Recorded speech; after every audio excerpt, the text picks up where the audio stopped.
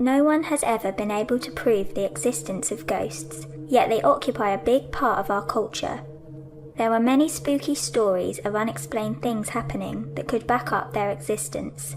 These are the top 5 female ghosts that have been spotted. Number 5.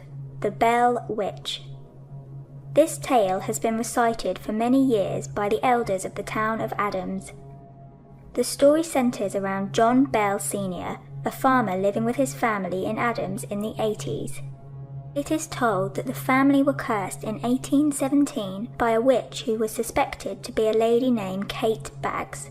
The ghost sightings began when the family reported noises in the walls. The curse later grew, with family members being hit and pinched, objects flying, and animals acting in unusual ways for no reason. No one was able to detect the witch, yet some people claim to have had conversations with her. Interestingly, it should be noted that only the family members were troubled by the witch, not any outsiders. Even today, people in the family report sightings of the ghost around the farmhouse.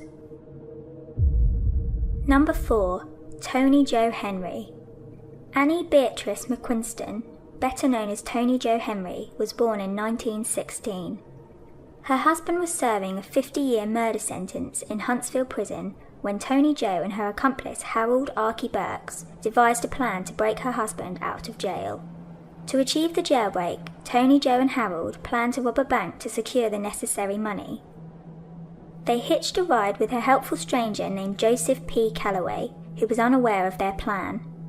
They robbed Calloway at gunpoint, tortured him, and then made him undress and say his prayers as they shot him dead.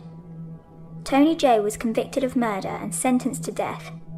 She appealed the penalty twice, but after her 3rd trial she became the first and only woman in Louisiana to be executed by electric chair. Today she is believed to haunt the parish courthouse, where she was imprisoned before death. Workers there have reported hearing her screams, feeling her presence, and sometimes even the smell of her burning hair. Number 3. Ghosts of Four Pa Restaurant. The present day's Four Pa Restaurant in St. Paul was the home of Joseph Librant Forepaugh, a respectable businessman and dry goods merchant.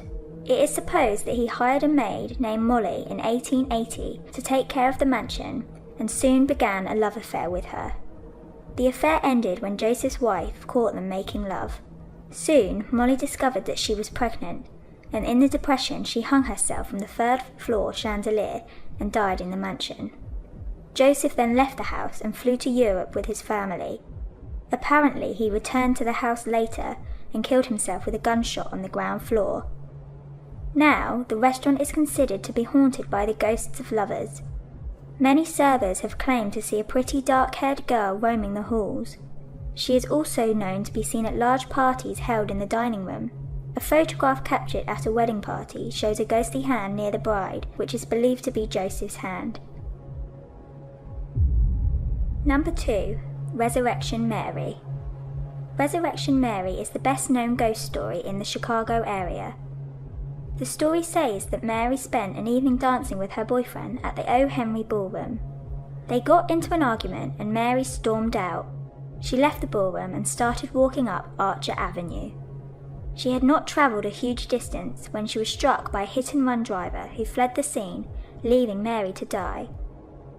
They buried her in Resurrection Cemetery, wearing a beautiful white dancing dress and matching dancing shoes.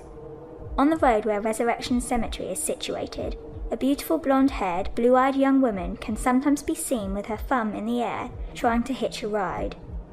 When a driver approaches her, she asks to be driven to the nearby graveyard.